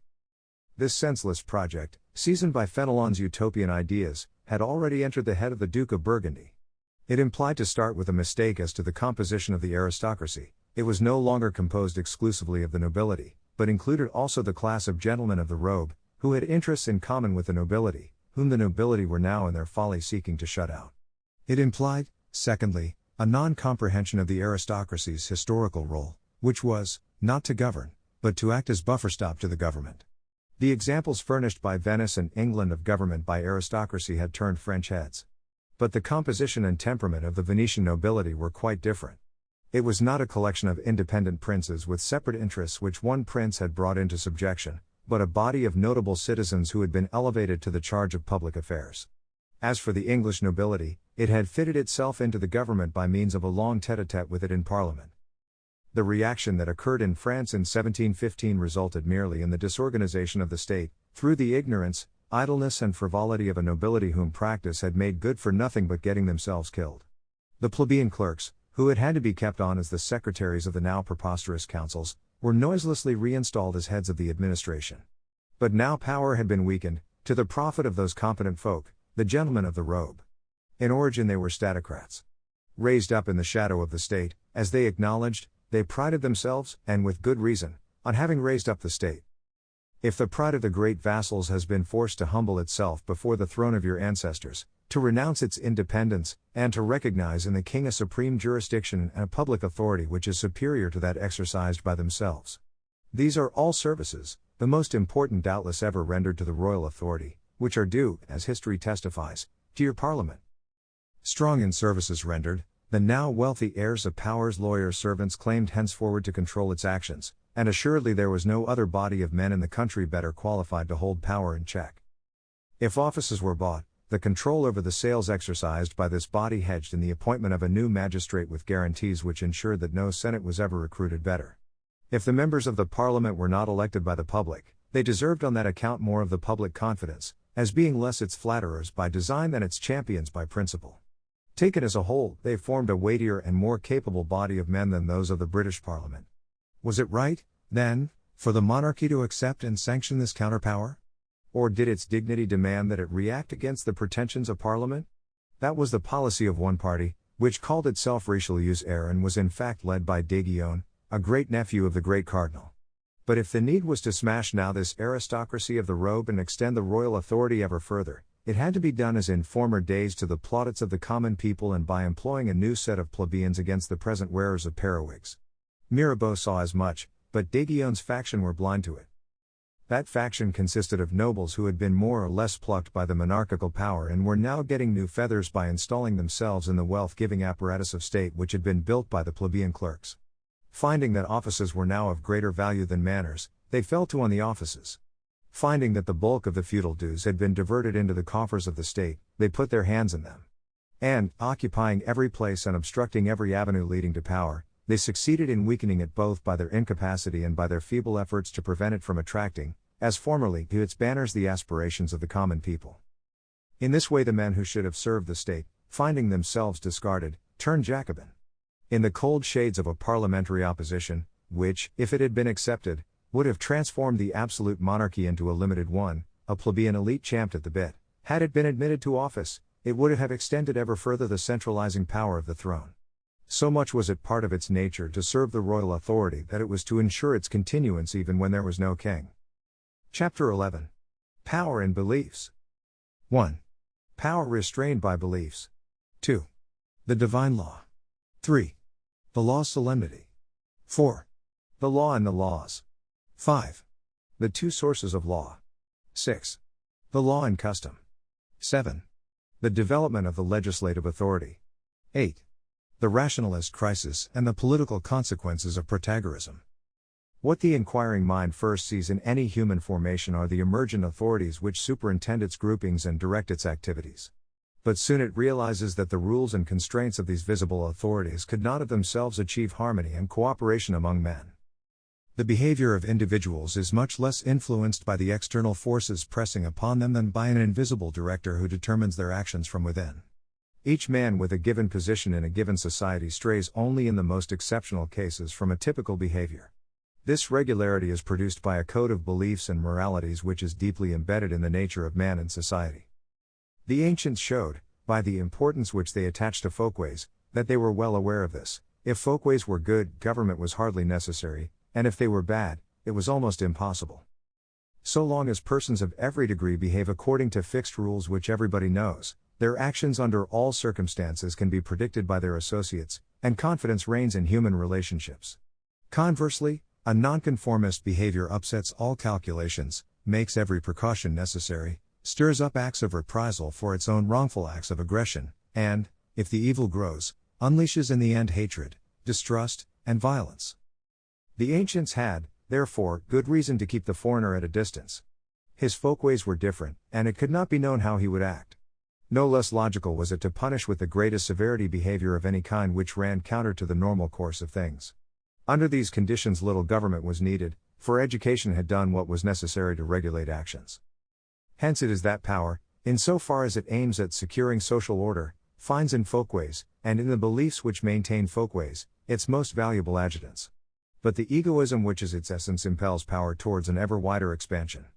We have already seen it attacking, in the course of this advance, those very social authorities which aid it, taking position under cover of their demolition, and replacing the natural aristocracies by its own statocracy. In the same way, folkways and beliefs must be brought low, that power may substitute for their influence its own authority and build its church on their ruins. 1. Power restrained by beliefs. The successive developments of public authority become incomprehensible if we think that the measure of its strength is to be found in its formal constitution. Governments are in that case graded according to the number of the restraints put on their incumbents by checks and balances. And the most absolute government, the most arbitrary, the most free to do what it likes, is the one which encounters no organized obstruction.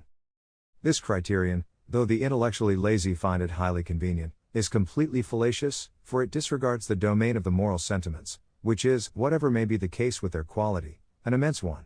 I am not referring here to the highest type of emotions, those of the individual conscience in search of the sovereign good, but rather to a society's attachment to its own modes of action and feeling, which make up, in the fullest sense, its comme il faut. The moral sentiments, so understood, obsess the body social and the conscience of the rulers themselves, who steer their course on them. That action is effective which runs with acquired habits and convictions, that action is ineffective which brutally offends them. Therefore, the more stable and rooted are a society's habits and beliefs and the more predictable is its behavior, the less freedom will power have in action. It may indeed seem absolute even when it is only playing the part allotted it by folkways. But let it once run counter to the force of usage, and it will be found to be infinitely weak. And the more inflexible the usage, the less latitude has command.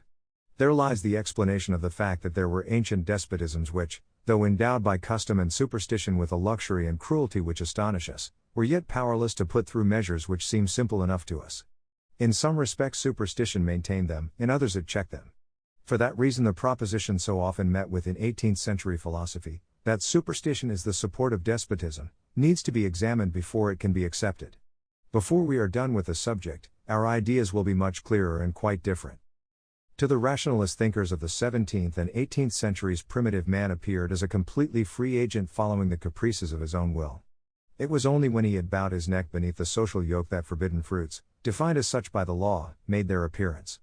And a pious fraud gave to this same law the semblance of a divine revelation. It followed that power was the author of every prohibition and rule of conduct, with religion acting as power's ghostly policeman. Today's view of the subject is very different. The further we seek to know primitive men, the more struck we are, not by the extreme liberty of their behavior, but, on the contrary, by its extraordinary strictness. In very backward societies the life of man consists of an extremely narrow cycle of actions which are always alike. Far from this regularity being the work of a lawgiver, it may be seen even in communities in which there is a minimum of government. The savage derives an obvious satisfaction from conformity. To all attempts to impel him into an uncustomary activity he evinces a repugnance which soon reaches the point of panic. It is easily explained. Every novelty arouses emotions of indistinct fear.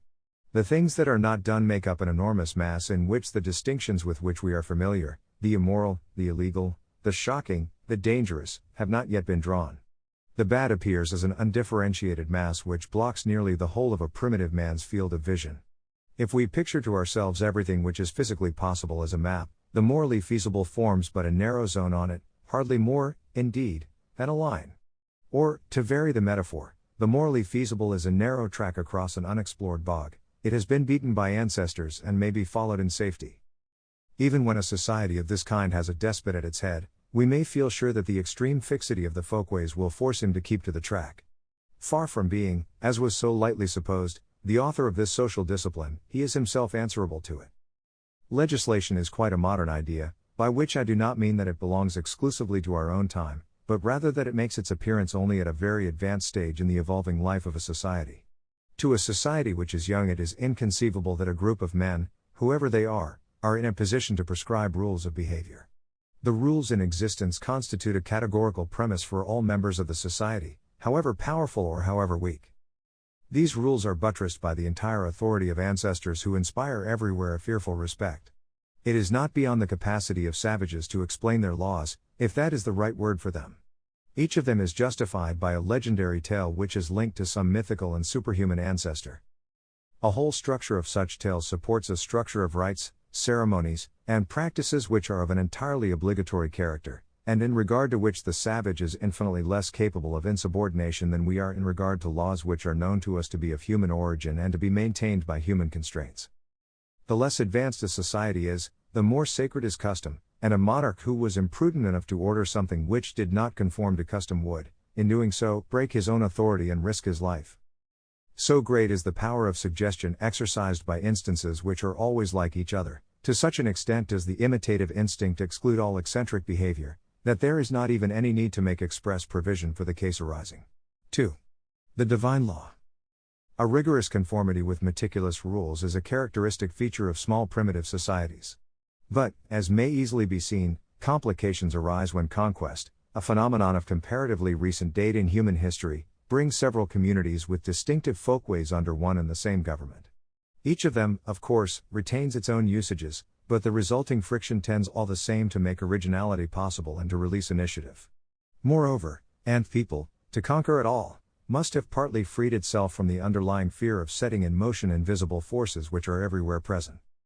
An innovating people, released from the sleep induced by thousands of years of servile imitation, rushes impetuously into every sort of original activity. At a later date, a system of law steps in which opens up to it the various fruitful avenues of development, while those which would lead it on the path of its own destruction lose entirely their divine authority. In its march towards civilization, every people has had its divine book, which has conditioned its progress. In the case of the great historical peoples, these books have been so admirable that even a man of small religion will tend to see in them an intervention of providence. Contrariwise, their great suitability to the needs of society has caused them to be taken for monuments of human wisdom, to which, by a neat piece of trickery, a divine origin has been ascribed. This egregious mistake brings in its train another, that of supposing that power is the author of law, whereas in truth it is subject to law, as appears from Deuteronomy, where the duty of the king is said to be to get himself a copy of the law, to read in it all the days of his life, to observe faithfully all the commandments, and to depart from them neither to the right hand nor to the left. The lawgiver is not power, but God, speaking through the mouths of men who were either inspired or, at least, deeply convinced. Any transgression offends not the social authority, but God. God, and not the social authority, punishes. Maine has observed that in the most ancient texts of the sacred books of the Indians no provision is made for any punishment to be administered by the state. They merely advise the guilty man to punish himself by, for example, casting himself 3 times in the fire, or by handing himself defenselessly over to the malice of his enemies, that he may escape the yet more terrible punishment of God. By reason of the strong feeling of solidarity among early peoples, the individual's impiety compromises the whole people's alliance with the supernatural legislative authority. The criminal must be excluded from the society for fear that his sin may be visited on the whole. If thine arm offend thee, men smite the transgressor because they fear that the divine vengeance will find them out if they tolerate the presence among them of one who has incurred it. They do not punish, but they cut off from themselves a guilty man whose presence puts them in jeopardy. So great towards God, so little towards man, is the accountability of the sinner, that society cannot and dare not pardon him. The Oedipus myth expresses this truth with incomparable force. Oedipus was a good king, and the public advantage required that a veil should be thrown over the crimes which he had in all ignorance committed. As though to make us more conscious of the social virtue of Oedipus, Sophocles shows us how Thebes, after his fall, was first wrecked with civil war between Eteocles and Polynices, and then oppressed by Creon, the tyrant. It would have been better, certainly, to keep Oedipus. But that was impossible. It vexed the gods to see on the throne one who had committed parricide and incest, therefore they loosed on Thebes the pestilence. Oedipus, his eyes gouged out, had to leave the city, to satisfy whom? Not men, but gods. When the captain of a Greek ship refused to receive a murderer aboard, it was not that the murderer filled him with horror, but rather that he feared that the divine vengeance would strike himself along with the guilty man, and even the boat which carried him. Crime was God's business. For that reason, even at an advanced stage of civilization, judgment was committed to him. There are Polynesian tribes that embark the man under sentence of death on a canoe. If God so wills, he will bring the outcast to port. The ordeals, which are an almost universal social phenomenon, stem from the same principle. Even in our own Western society, it was not so long ago that a man might prove his innocence by seizing after mass a cross thrust in fire throughout the preceding night. If at the end of 3 days the resulting scar was healed, God had decided his cause for him. In the sphere of law, God is legislator, God is judge, God is administrator. 3. The law's solemnity. It is only in the third of these roles that men may take a part. They may put to death, offer up, that is, as a sacrifice to God, one whose guilt has been certified by a sure sign. At a later date they became bolder and took to giving judgment. But it is noteworthy that this role was more often taken by an assembly of the people than by an agent of power, as is shown by the courts of peers of the Middle Ages and by the popular verdicts in capital causes at Rome. Power in the role of legislator had still to appear. What seems to us to be the highest expression of authority, that of saying what should and what should not be done, of distinguishing the lawful from the unlawful, becomes an attribute of political power only at a very late stage of its development. This fact is of capital importance. For a power which lays down the good and the just is, whatever form it takes, absolute in a quite different way from one which takes the good and the just as it finds them already laid down by a supernatural authority. A power which regulates human behavior according to its own notions of social utility is absolute in a quite different way from one whose subjects have had their actions prescribed for them by God. And here we glimpse the fact that the denial of a divine lawgiving and the establishment of a human lawgiving are the most prodigious strides which society can take towards a truly absolute power. So long as a supernatural origin was ascribed to law, this step remained untaken. If God is the author of law, who else is there worthy to amend it? There must be a new law from him. And so we find Christians calling the law brought by Christ the new law, and the Mosaic law, insofar as it dealt with points on which Jesus did not touch, the old law. St. Thomas so refers to them. Up to that point the Mussulmans are in agreement. But they allow for a third revelation as well, that of Muhammad, which, with a constancy greater than our own, they still regard today as the one foundation of their law. When we read of the voyages of Ibn Battuta, we are struck to find him charged with the duty of doing justice in a country which is as far away as possible from his birthplace. Can we imagine an Abyssinian, newly arrived in France, being summoned to preside over the highest French court? His ignorance of French laws would alone make it impossible. But Ibn Battuta knew the one law which ran throughout the Islamic world. Unity of belief brought unity of lawgiving, because there was no other lawgiver than God. All the great civilizations were formed in the framework of a divine law given to society, a law which even the strongest will of all, that of the wielders of power, was powerless to shatter or replace. So it was with the least religious peoples in history, the Greeks and the Romans. No doubt the principles of Roman law quickly lost any tincture of religious connotation. But their civil ordinances and institutions are, as a hearing has shown, the exact reproduction of ancient ordinances and institutions which had a sacred character.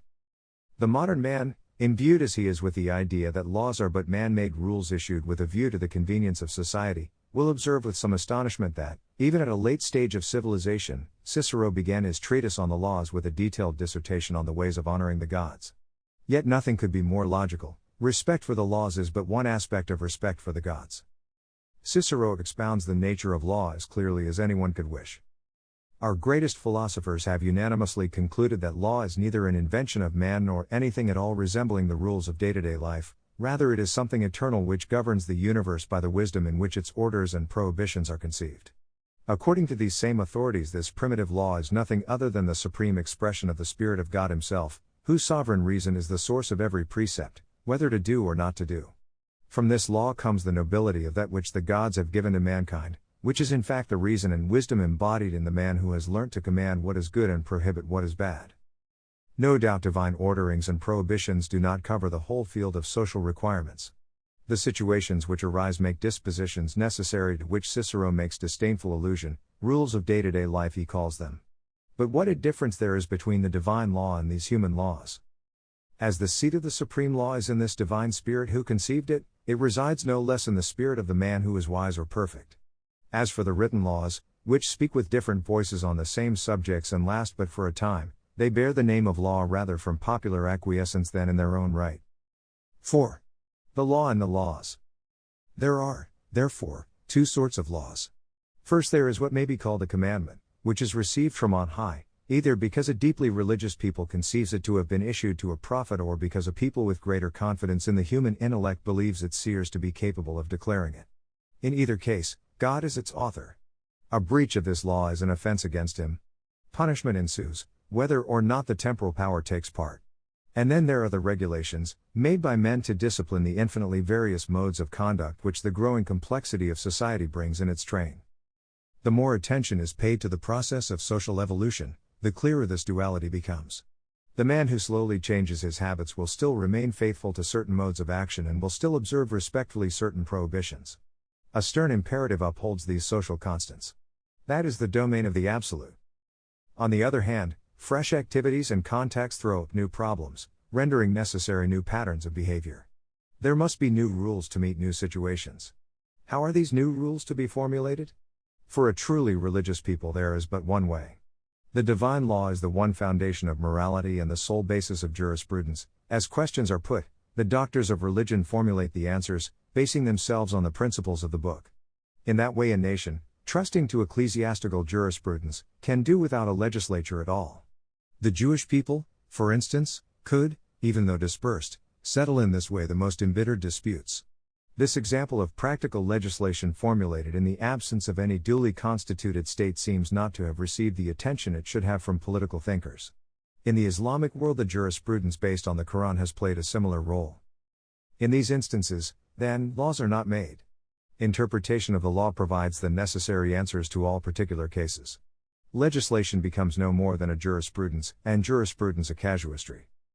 The Oriental genius inclines to this solution, the Western does not. The latter tends to canonize the divine law into its own sphere, that, namely, of actions which are absolutely obligatory or absolutely prohibited, and to assume that actions not specified by the law are a matter of indifference to it. Thus, in this open field individual energies and initiatives can gallop loose, subject to no other restraints than those which they impose on each other, restraints which take the concrete forms of war or litigation. The further away from a primitive conformity that behaviors develop, the more they give rise to clashes. The growth of these clashes is the visible reflex of society's evolution. The number of disputes grows as the pace of the transformation quickens. The harmony of behaviors is no longer a natural thing as in a static society, but must be continually restored anew. Therein is the need for particular, or judicial, decisions and general, or legislative, decisions, the rapidly growing volume of which places a superstructure on the law. They will form a human law as opposed to a divine law. Take Rome, where the distinction between the two spheres is particularly clear-cut. Suppose a Roman to have taken a vestal for his mistress, as he has offended the gods, the king punishes the crime, acting as the instrument of the divine wrath. But suppose, on the other hand, he has killed a fellow citizen, as he has offended only the family of the victim, it is for the family to take justice into its own hands. But the murderer's family stands by him, until this vendetta threatens the integrity of the whole community. The king then intervenes as mediator, acting in behalf of the interests of society. It cannot be too much emphasized that at the root of these two interventions two very different principles are at work, the one moral or religious and the other social or expedient. Nor should it be overlooked that the second principle comes into play only through a deficiency of the religious sense, by reason that the gods of Western man are conceived as having only a limited circle of interests. The Romans are, perhaps, the least mystical people ever seen on the face of the earth. And that is the reason why they so soon distinguished from the phos, which is what the gods enjoin, the jus, which is the work of men's brains. 5. The two sources of law. From then on it is possible to discern two sources of law.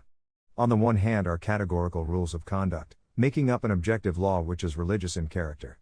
On the other we see human beings at strife confronting each other, and, in the interest of all, giving in the end reciprocal recognition to subjective rights, which form in bulk, if looked at from the outside, an objective law which is utilitarian in character. The spheres of these two laws vary greatly according as any given society regards the divinities which it worships as egoist and wanting only burnt offerings, or as judicial and concerned for men to act in truly moral ways. We find the first alternative in its pure form among certain African tribes, where, we are told, religion consists solely in ceremonial worship, and nothing but the neglect or omission of a rite can call down the anger of the gods. This is an extreme case, but the fact remains the gods may be more or less moral. The less moral they are, the larger is the sphere of a purely human law. Nor is the line between the two spheres drawn once and for all. The food of human law is the course of life and the pressure of interests and passions. A hearing could even say that a subjective right was only a protected interest. We see that, as an interest hardens, it gets itself judicial cover because of the force which it generates.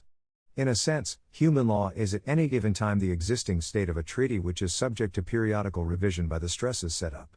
A movement of that kind, which happens inevitably, has a natural tendency to encroach on the sphere of divine law. It encounters, unless faith is living and active, an opposition which is but passive. Much more, ideas themselves are excited by this medley of interests and passions. Ideas are not the products of the study but are subject to influences of time and place. So it comes about that the conception held of what is the will of the divinities gets modified in the heat of the social battle, and that the moral imperative suffers both infiltration and attrition. Some elaboration of the theme is needed to demonstrate how differently the line can be drawn between the two spheres, and that they are not impervious to one another's influence. A secularist people like the Romans merely reserves to the gods their sphere of law, while proceeding to elaborate its own. It is sufficient to give the gods no direct offense. A deeply religious society, on the other hand, like that of the Middle Ages, makes the divine law the predominant partner. The more exalted the conception of God, the more completely must it give the answer to human problems. St. Thomas is thus able to affirm that everything is covered by the divine legislation. As, then, the eternal law is the idea in the mind of the supreme ruler, it follows that all schemes of government which are in the minds of inferior, sc. terrestrial, rulers stem from the eternal law. Now the schemes of government of inferior rulers are the whole body of laws whatsoever other than the eternal law. Therefore all laws, to the extent to which they partake of right reason, stem to that extent from the eternal law. Human law answers to the idea of law to the extent to which it accords with right reason. If it does so accord, then it is clear that it stems from the eternal law. But in so far as it is repugnant to reason, to that extent it is an iniquitous law, and in that event it is in the category not of law but rather of violence. Nothing could be more precise. The human, or positive, law must be written within the framework of the divine, or natural, law. St. Thomas elaborates it still further. The eternal law, in effect, contains no more than certain general precepts which remain always the same. Man-made law, on the other hand, contains particular precepts to meet the various cases which arise. We see, then, that the growing complexity of society may demand ever more numerous prescriptions. All that St. Thomas requires of them is that the starting point of them all should be the principles enunciated once and for all. The guarantees given to the individual by such a way of procedure are easily conceived. While he conforms to certain principles learned almost in babyhood, he enjoys an absolute security, for the law has no other foundation than these principles, and men no other rule of conduct, including even the men who exercise power. A society which acknowledges a law is not, of course, exempt from violation of it. Swayed by passion or flown with authority, its members frequently commit gross violations of it, and princes more than anyone else. St. Louis would not be famous if all Christian princes had behaved like Christians. But the subject, even when he is suffering a wrong which is contrary to the law, can still regard the law as a dike which the wave of crime, though it has flooded it for the moment, will not carry away. The abuse of authority is recognized for what it is even by its abettors. Thus, to disapproval from without is added vacillation within to compel a withdrawal. The Middle Ages abound in instances of royal recantations in which uneasiness of conscience has played a larger part than your rationalist historian thinks. Law is thus seen to be a given frame. To it folkways conform, and within it all behavior, private or public, is fitted with greater or lesser irregularity. In the uncertainty of human affairs it gives to human calculations the highest degree of certainty which is possible. 6. The law and custom. Divine law must not be confused with custom. Custom is the crystallization of the whole of a society's habits. A people among whom custom is altogether sovereign endures the despotism of the dead. Law, on the other hand, while prescribing and fixing such habits as are essential to the preservation of society, does not bar the door to favorable variations. It acts, so to speak, as a discriminating filter. The supremacy of a creed may no doubt result in riveting on a docile race the sovereign authority of doctors of the law who will aim at stabilizing for all time the whole of human behavior. But up to now the personalities thrown up by the Western peoples have been too vital for such a yoke to be feared. Variations in behavior have been produced under the vigorous impulsion of the will to authority. These the law did not condemn out of hand, but did provide criteria for settling the disputes arising from these novelties, and general principles for organizing aright these new behaviors. Law and custom, though not identical in logic, are so for practical purposes. The feelings of veneration which are directed towards law handed down by ancestors extend also to their modes of action. My father, who feared God, acted in this way. Traditional behavior and institutions, even when they are without religious content, get somehow incorporated into religion. They resemble the booths which were in other days set up against the sides of cathedrals.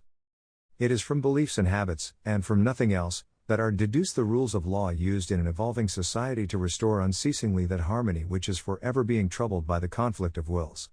This rule-making activity may take the form either of judicial decisions exclusively or of judicial decisions combined with legislation. If the former, then the wise men, having to confront problems of infinite variety, must devise ever more daring fictions with a view to bringing the problems under ever remoter precedents. But also law develops in step with life, and the most intricate systems of social rules are the successive emanations of a bundle of principles and habits which is the common heritage of the whole society. So much is this the case that the subtlest piece of reasoning by the wise man is first cousin to the proverbs quoted by the village centenarian. When the regulation of novel modes of conduct is effected judicially, there ensue political and psychological consequences of importance. So far as society as a whole is concerned, the effective need to go back to ancient customs buttresses the sense of continuity, and so acts as a corrective to the progressive decline of the worship of ancestors. It is for the individual a high school of morals and vitality, not to be armed at every point by the appropriate law but to have to decide for himself what is his due and to have to win respect for it in judicial combat. For power, finally, and that is what concerns us here, belief in a law outside itself is of first-rate importance. Behaviors continue to change without prescription of them by power, and the problems to which these changes give rise continue to be solved without its intervention. By long prescription, human law acquires an authority proper to itself, comparable almost to that of divine law, to which it is linked by more or less close ties. Taken together, the law makes a formidable whole. Not only must power respect it, but even the men who exercise power feel themselves caught in a vast network of obligations. The law is above them, and they can move only along its paths. So it was in early Rome, where the state, instead of using against the citizen any specific rights of police, had to bring an action against him, called the actio popularis. So it was also in England, where, according to Dicey, what are called the principles of the Constitution are certain inductions and generalizations based on particular decisions given by the courts in matters concerning the rights of specified individuals. There are, then, good grounds for seeing in the corpus juris a powerful instrument of social discipline which owes nothing to power. It opposes power and imposes itself on it, it both limits it and strives to control it. 7. The development of the legislative authority. It is obvious that the part played by power in society will vary greatly according as it does or does not make the laws, according as it prescribes the rules of behavior or contents itself with enforcing respect for them. When at a given moment of historical development we find power making laws with the assent either of the people as a whole or of an assembly, and being unable to make them accept with this assent, we are apt to interpret these rights of the people or assembly as a limitation on power, as a decline from its primitive state of absolutism. But this primitive absolutism is pure myth. It is not true that mankind has emerged from a former state in which magistrates and monarchs dictated out of their own heads the rules of behavior. They had not in truth a vestige of such a right, or, more accurately perhaps, of such a power. It is, then, not the case that the people or the assembly deprived power of the ability to make the laws by itself, for it never had this ability. We form a completely wrong idea of societies in their adolescent state if we think that one man or a few men, happening to wield effective authority, are thereby enabled to impose on their subjects behaviors which involve a breach with their accepted scheme of beliefs and customs. So far from that, we find that the rulers themselves are enthralled to the accepted scheme. The assents of people or assembly, so far from fettering for the rulers a freedom to act which they never had, made possible an extension of governmental authority. In the Middle Ages it was power which summoned the English parliaments and the French states general. Its primary object was to raise taxes to which custom gave it no title. Even in 1789 it was again power which summoned the states general, that with the help of the people it might find the strength to break the resistance offered to the reforms which it deemed necessary. The power to legislate is not an attribute which was taken from power by the establishment of an assembly or by popular consultation. It is an addition to power, of so novel a kind that without an assembly or without popular consultation it would have been impossible. Note the slow, timid pace at which this power develops. At first there is nothing more than a restatement of custom. Then, by slow degrees, innovating laws are introduced, which are, however, deliberately presented as returns to good old customs. Through the practice of legislation, the idea gains ground little by little that the laws or law may not only be restated but created, by formal proclamation. In a word, it is not to the caprice of some fabulous despot but to popular or representative institutions that we must ascribe the conception which makes a more or less late appearance in the history of every civilization, that it is lawful for a directing will to put in question at any moment the laws and modes of conduct of men. For that to happen there had to be opposed to the divine authority, which had laid them down, the authority, not of a solitary monarch, but of society. The notion of society consciously elaborating the rules of conduct binding on all its members may make its appearance all the sooner, as noted already, if the divine authority played, as at Rome, a relatively minor part in the formulation of law. Its triumph is assured by nothing so much as the rationalist crisis which occurs in the history of every civilization. 8. The rationalist crisis and the political consequences of Protagorism. In its youth, every civilization fears supernatural powers, venerates its ancestors, is loyal to custom. If it conceives of a better state of things, it puts it in the past, and it is a sure sign of its progress that what it fears above all and tries to prevent is degeneracy. Its life then runs into a contrary phase in which, trusting in its own lights, it sets about regulating men's behavior in such a way as to produce the maximum of utility, never doubting its power to attain in this way an age of gold which is concealed in the future, and wholly taken up with the idea of its own improvements. It no longer takes thought for the preservation of its inheritance, and sometimes declines into corruption and dissolution at the moment when its hopes are at their most exaggerated. The line, or rather the zone, of division is drawn by the rationalist crisis. There comes a time when, just because of the vitality given to it by its folkways, a people expands and comes into contact with a number of very different societies. At first it mocks them in derision, then it takes to examining more attentively beliefs and modes of conduct which are different from its own. The just and the unjust are mainly a matter of geography. A change of 3 degrees in elevation shatters an entire jurisprudence. On the one hand, these contacts affect favorably minds which are capable of rising above outward forms and perceiving the underlying unity of laws, as was the case with the Jesuit missionaries in China. On the other, they are dangerous to baser minds, which, through failure to realize the inner coherence of the entire scheme of a society's beliefs and customs, regard themselves as free to adopt at random some way of life or other and then take to wondering whether any way of life is really necessary.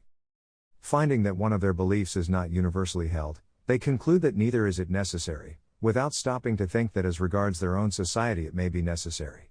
At this point, whether by correlation or coincidence, the pure intelligence itself starts to destroy its ancient handiwork. It had at first applied itself to defining the idea of the natural order, to understanding the rationality and the beauty of what is, and to proving that it is to man's moral and material advancement to range himself behind such admirable laws.